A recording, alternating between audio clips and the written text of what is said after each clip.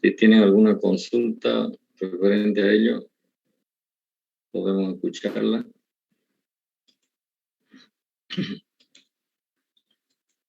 Les recuerdo que hablamos del coeficiente de operación, del efecto refrigerante, del trabajo de compresión, de la capacidad de refrigeración y de la potencia mecánica demandada por la instalación. ¿Me confirman todo esto?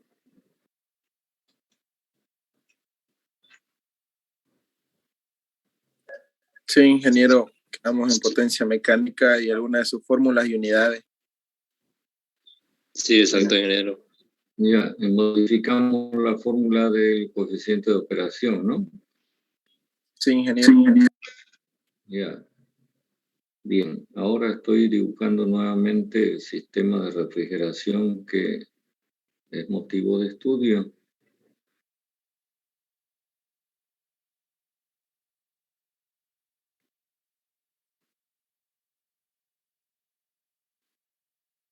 Quiero le ponemos los números que hemos venido usando. 1 para identificar los estados termodinámicos.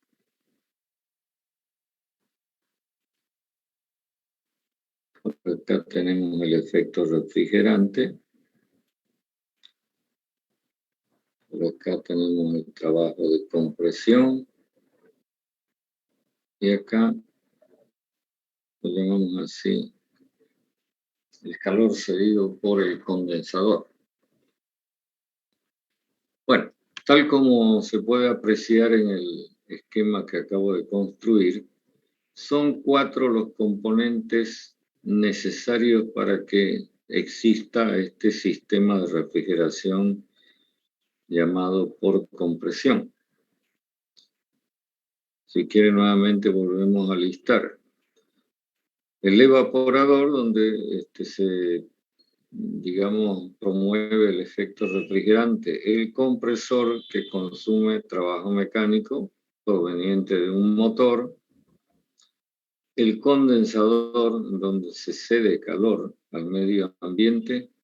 Y el dispositivo de estrangulamiento, en este caso, digamos, simbolizado por una válvula de expansión. Así normalmente se llama este tipo de dispositivo simbolizado con el círculo y la crucecita. Entonces, con estos 4 componentes, tenemos el sistema de refrigeración por compresión. Sin embargo, en algún momento cuando presentábamos el programa, la materia, dijimos que existe la posibilidad de añadir otros componentes que hagan mejor la instalación, en el aspecto que sea. Por ejemplo, podría ser mejor en aspectos operativos, podría ser mejor en aspectos termodinámicos, como una mejora, por decir algo, del coeficiente de operación, etcétera. Entonces, lo que vamos a hacer a partir de este momento es analizar estas distintas posibilidades y qué efecto que puede ser beneficioso para el sistema provoca su inclusión. Un primer dispositivo que en cierta manera casi es estándar en los sistemas de refrigeración por compresión, es esto que vamos a llamar intercambiador de calor líquido-vapor.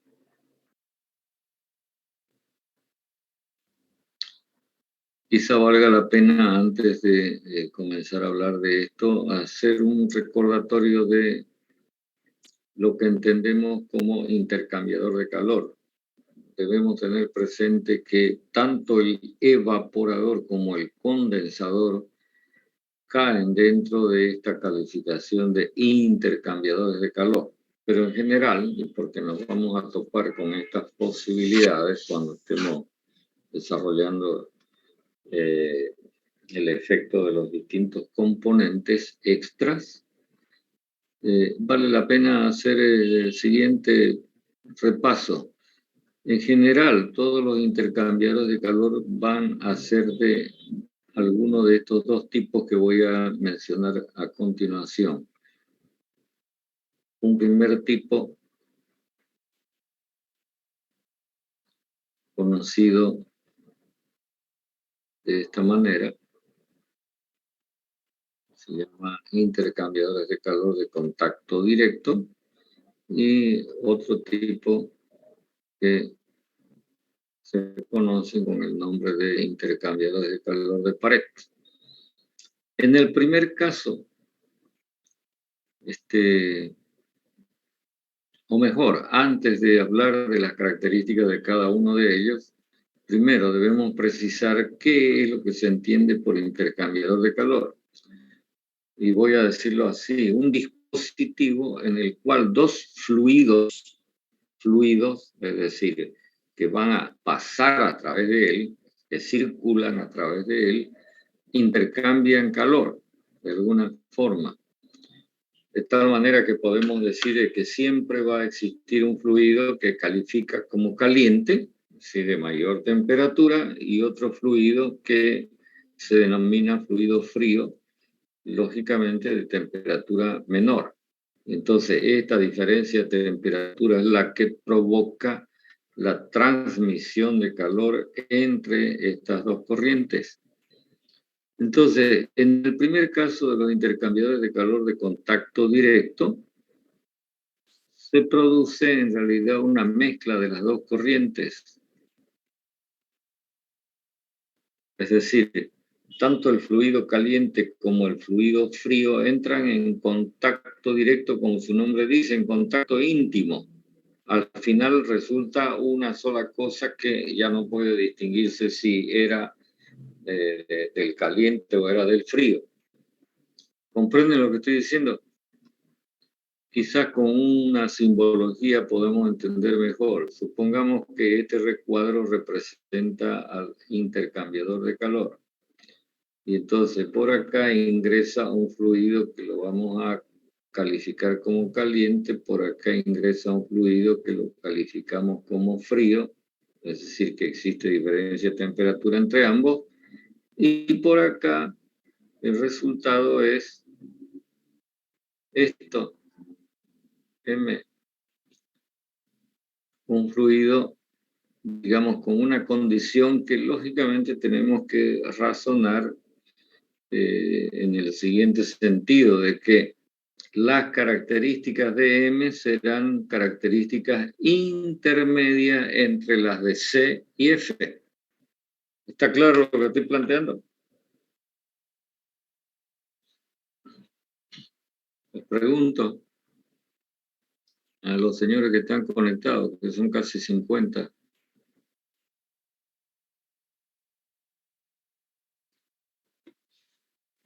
Sí, ingeniero, se entiende. Ya. Es importante recordar algo que yo dije antes cuando hablábamos del evaporador y del condensador, en que estábamos describiendo por primera vez el sistema de refrigeración por compresión, y dijimos que todos los intercambiadores de calor son considerados isobáricos.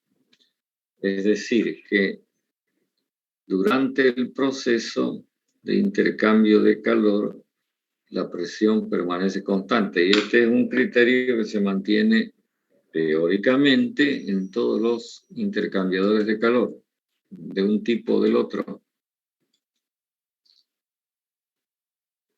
Quiere decir que para que C se pueda mezclar con F, tienen que estar a la misma presión.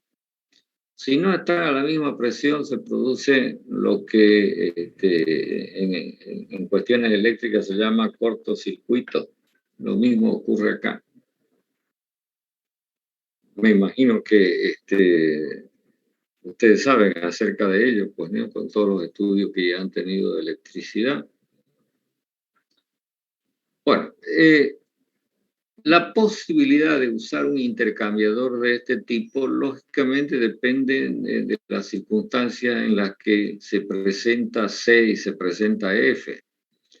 Normalmente diríamos que para que se pueda hacer algo así como esto que estamos planteando, que haya un contacto directo, tanto C como F deben ser el mismo tipo de fluido en primera instancia. Es decir, si se trata de un refrigerante, pues ese refrigerante es en C, digamos, refrigerante caliente y en F el mismo refrigerante, pero más frío. Si fueran sustancias distintas, muy probablemente que este tipo de intercambiador de calor no funciona porque queremos mantener la identidad de cada una de las corrientes. Y eso es lo que ocurre con el intercambiador de pared, en donde las corrientes están separadas. Si hacemos un esquema para visualizar esta situación, entonces tenemos algo así.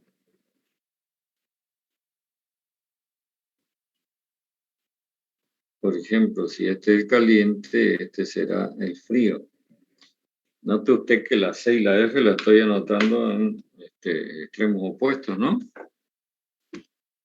Porque uno de los detalles que usted debe notar en este dibujo que estoy haciendo es que las corrientes se mueven en sentido opuesto. Se nota, ¿no? Por la flecha. Pregunto. Sí, ingeniero.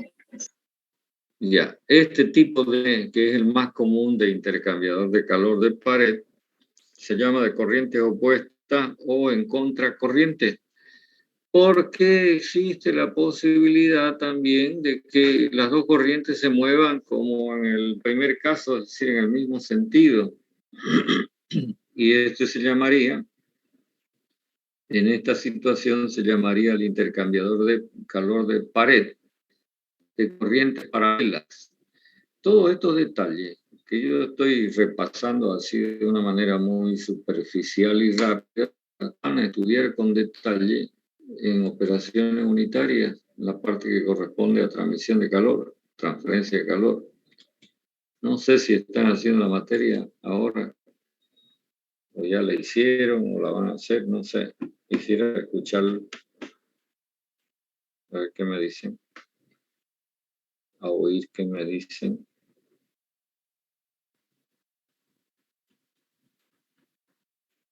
La estamos llevando, ingeniero, o bueno, yo.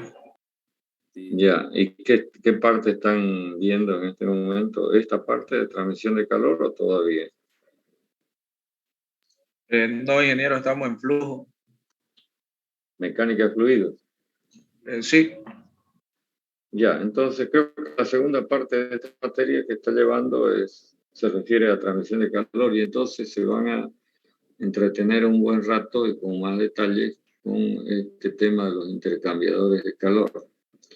Bueno, la cuestión es que en las presentaciones que vamos a hacer de los distintos componentes extras que se pueden añadir al sistema de refrigeración, motivo de estudio, nos vamos a encontrar con una u otra situación y entonces por eso la estoy advirtiendo para que lo tenga en consideración.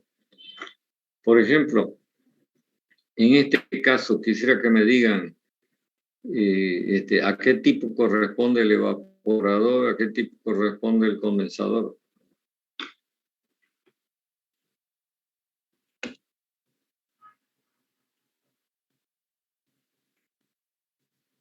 No escucho nada.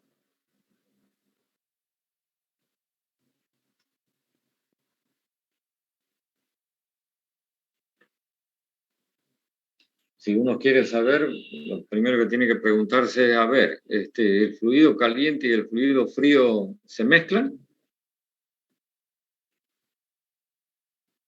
¿O se mantienen separados?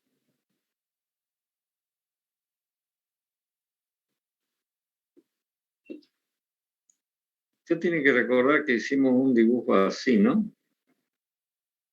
¿Qué es esto?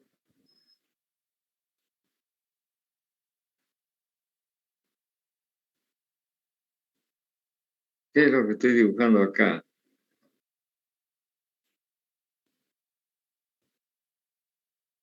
Un tubo. ¿Cómo se llama comúnmente este tubo doblado así? Evaporador. Ya, sí, pero en general, ¿cómo se llama un tubo que se dobla así, que se usa para intercambio de calor?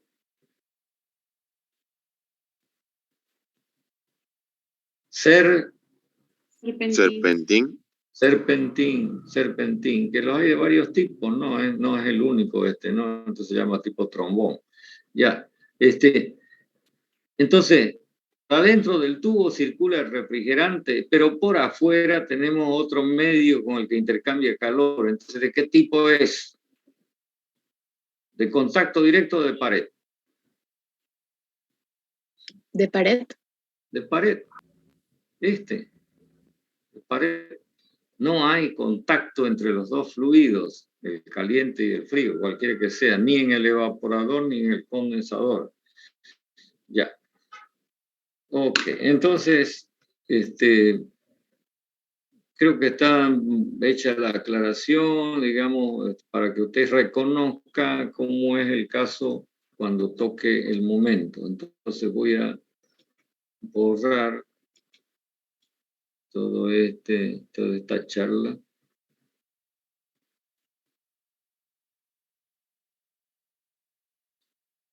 Y entonces, lo primero que deberíamos plantearnos es de qué tipo es este intercambiador de calor que pretendemos añadir al sistema de refrigeración. Y resulta que este tipo de intercambiador es de pared. Lo voy a volver a dibujar acá. Un poquito más grande.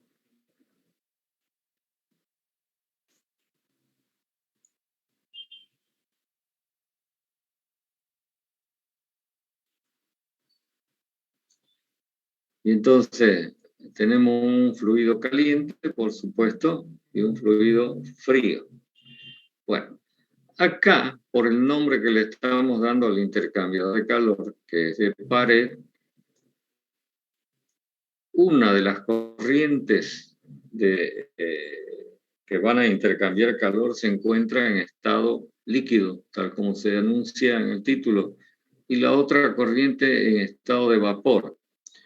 Entonces yo les pregunto a ustedes, en el sistema de refrigeración que tenemos dibujado acá al lado izquierdo, ¿en qué sitio y con qué número encontramos líquido? Sea líquido saturado o líquido enfriado. ¿En qué zona del sistema de refrigeración tenemos circulando líquido?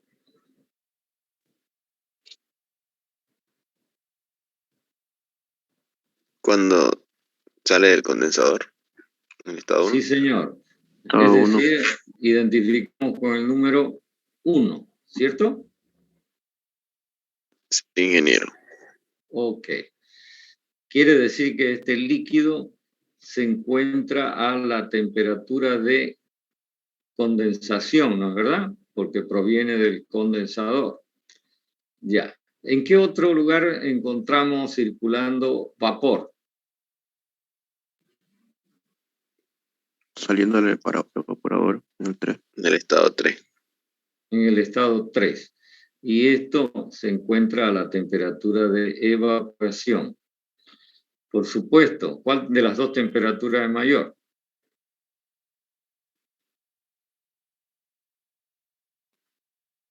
Es la pregunta que debemos hacernos. ¿Cuál es mayor, la temperatura de condensación o la temperatura de evaporación? Cosa que a ciegas debería contestarme. De evaporación, ingeniero. ¿Esa es mayor? La del condensador. La del condensador. Siempre la temperatura de condensación mayor que la temperatura de evaporación. Por lo tanto, si por acá está ingresando este líquido proveniente del condensador, en realidad es líquido saturado, estamos hablando de la corriente caliente porque se encuentra a la temperatura de condensación, ¿lo ven? Mientras que por acá vamos a marcar 3 como fluido frío, vapor, que se encuentra a la temperatura de evaporación. Y entonces estas dos corrientes las vamos a hacer pasar por el intercambiador de calor y como hay diferencia de temperatura, se va a producir una transmisión de calor en el sentido de la flechita, ¿no ven? De una corriente a la otra, pero las dos corrientes se mantienen separadas. Como las dos corrientes se mantienen separadas y esta, la corriente 1, se encuentra a la presión de condensación, entonces va a mantener esta presión entre la entrada y la salida. Supongamos que salga en la condición 1', enseguida vamos a ver qué condición es. Mientras que la corriente 3 que entra y sale como 3' después del intercambio de calor va a mantener su presión correspondiente que no es otra que la presión de evaporación. ¿Verdad? Quiere decir que en este caso este tipo de intercambiador de calor permite que cada corriente mantenga su independencia en términos de presión, cosa que no va a pasar si es que el intercambiador fuera de contacto directo. Y entonces puede ser que en algunos casos no importe que la presión, digamos, sea la misma, pero en este caso sí interesa porque el líquido que proviene del condensador tiene como destino ser estrangulado en el dispositivo de estrangulamiento, mientras que el vapor que sale del evaporador tiene como destino el compresor. O sea que son destinos distintos y hay que mantener esos destinos. Entonces ahora pregunto, ¿el líquido saturado caliente pasa por el intercambiador y le transfiere calor al vapor? ¿En qué se va a convertir? En 1'. ¿Qué vamos a tener?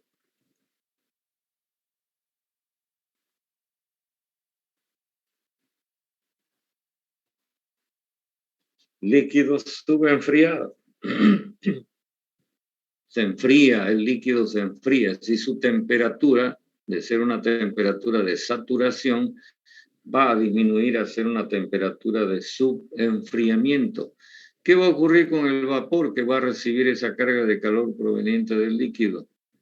Si inicialmente vapor saturado seco, ¿en qué se va a convertir en 3'? Pregunto. ¿Vapor subenfriado? No existe. Recalentado. Vapor recalentado, no existe el vapor subenfriado. Perdón. Vapor recalentado. Ok, entonces, este líquido subenfriado es el que va a pasar por el dispositivo de estrangulamiento, mientras que este vapor recalentado es el que va a ingresar al compresor para su correspondiente operación de compresión. Entonces, lo que debemos hacer ahora es abrir el circuito que tenemos acá e instalar el intercambiador de calor líquido-vapor. Y eso es lo que voy a mostrar a continuación en el esquemita que voy a hacer.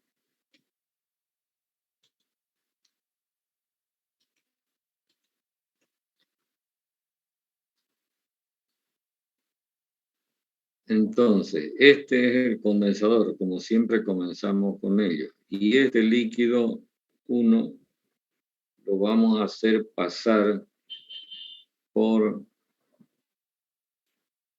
el intercambiador de calor líquido-vapor. Esta vez lo dibujamos en sentido vertical, de tal manera que lo que entra por acá es 1 y lo que sale por acá como líquido subenfriado es 1'.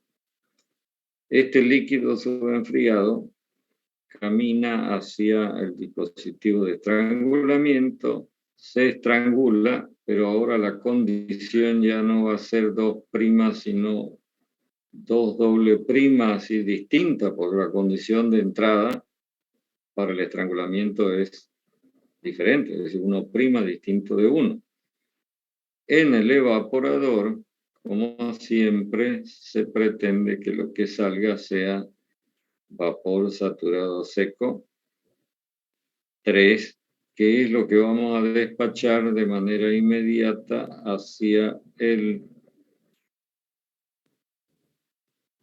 intercambiador de calor líquido-vapor, el cual va a salir en la condición 3' como vapor recalentado, que inmediatamente será conducido hacia el compresor, el cual va a salir en otra condición distinta a la 4 que teníamos antes, llamémosle 4', y que será más recalentado que 4. Y de esta manera, este 4' pasando por el condensador vuelve a ser 1. A ver, ¿está claro lo que estoy planteando o hay alguna cosa que quieran preguntar?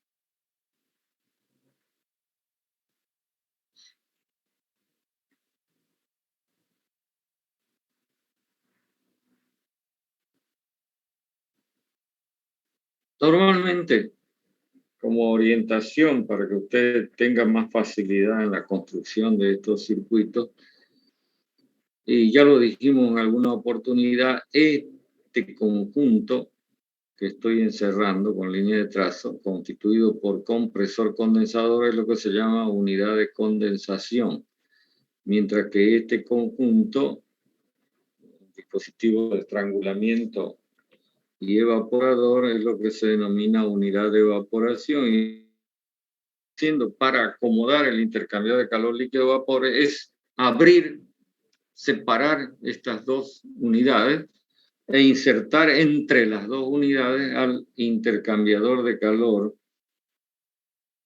líquido-vapor. ¿Está claro lo que estoy diciendo o no?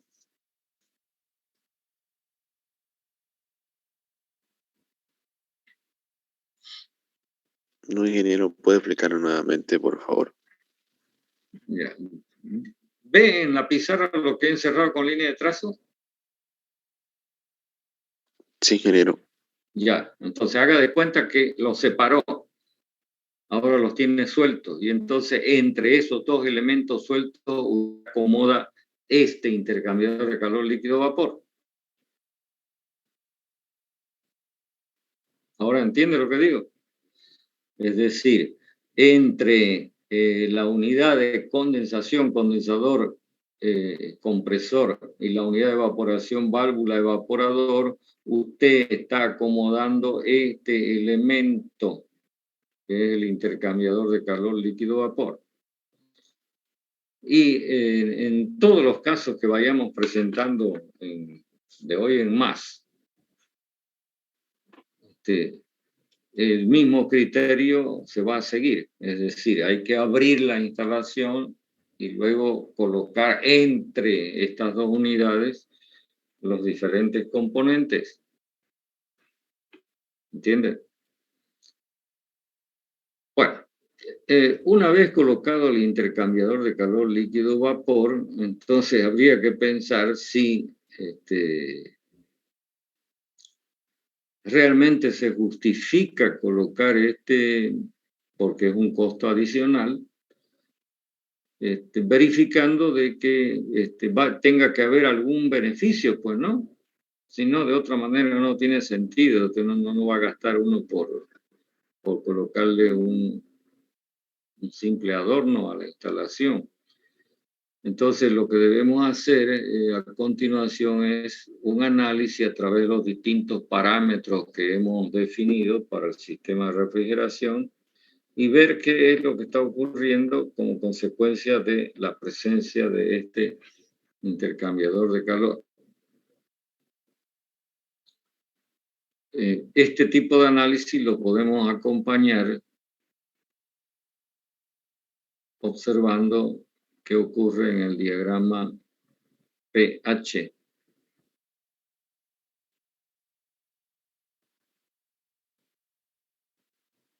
Entonces debemos recordar que en este diagrama la campana es algo así, por acá y por acá. Tenemos la presión de condensación, la presión de evaporación, y voy a dibujar en primera instancia el ciclo estándar, que corresponde a la instalación básica. Entonces, esto es lo que en la instalación original que tenemos acá en el dibujo de arriba es 1, esto es 2', esto es 3 y esto es 4. Entonces, una manera de, digamos, analizar qué efecto es el que produce la colocación de este intercambio de calor en la instalación es ver qué modificaciones ocurren en el ciclo. Entonces, en primer lugar, el líquido saturado 1, cuando pasa por el intercambio de calor, se vuelve líquido subenfriado a la misma presión de condensación, 1'. Supongamos que 1' sea este, y entonces lo que está ocurriendo en el intercambio de calor es el proceso 1,1' con la corriente de líquido que pasa por él. ¿Qué ocurre con la corriente de vapor? 3, fíjese, vapor saturado, cuando pasa por el intercambiador, se vuelve vapor recalentado 3' y a la misma presión de evaporación. Entonces, 1' es lo que va a ser estrangulado en la válvula entre esta presión y esta presión, por lo tanto, mejor lo voy a marcar con otro color. El proceso que está ocurriendo, lo voy a poner así, como consecuencia de la modificación es en la válvula este proceso que lo hemos identificado con 1, 2'. Cuando pasa por el evaporador, este 2' se tiene que convertir, por lo menos hemos dicho, en 3, vapor saturado, para que el evaporador tenga buena eficiencia. Pero ¿qué ocurre con 3'? Es lo que alimenta al compresor. Entonces, en el compresor va a ocurrir un proceso como este que estoy marcando entre el estado 3 y el estado 4'. Y luego en el condensador 4' se vuelve a reconvertir en 1.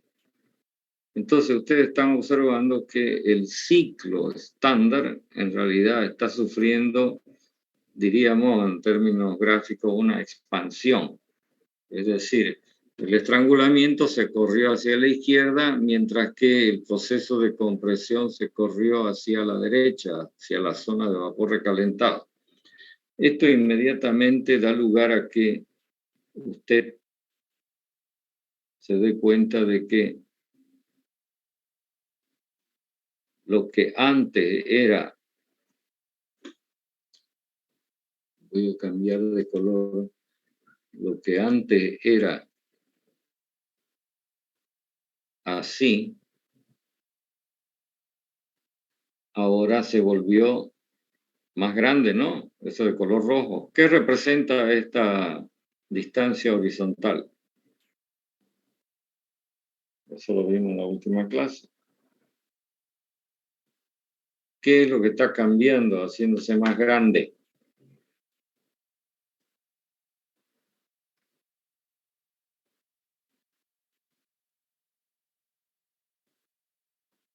La entalpía. No, el cambio de entalpía, pero ¿qué representa esta distancia de acá a acá?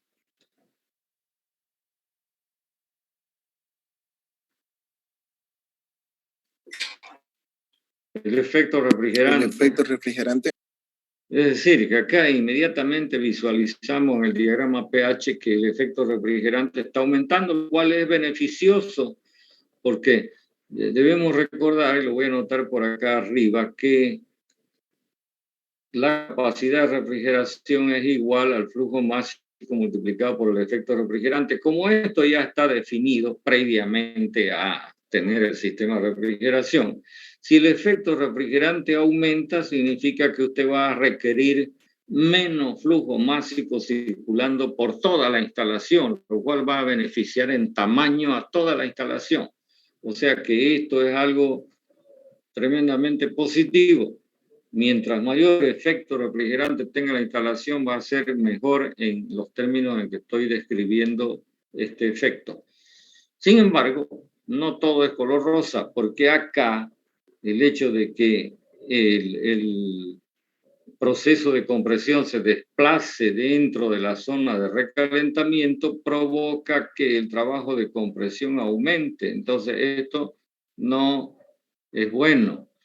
Sin embargo, ocurre así. Pues no, ahora habría que ver qué pesa más, si esto en su aumento o esto en su aumento. Eso en términos de coeficiente de operación, porque debemos recordar que el coeficiente de operación es este cociente.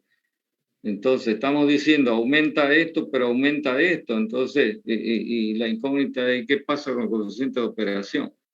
En realidad, en estos sistemas, el coeficiente de operación quizá no sufra una modificación notable y podría ser ligeramente mejor.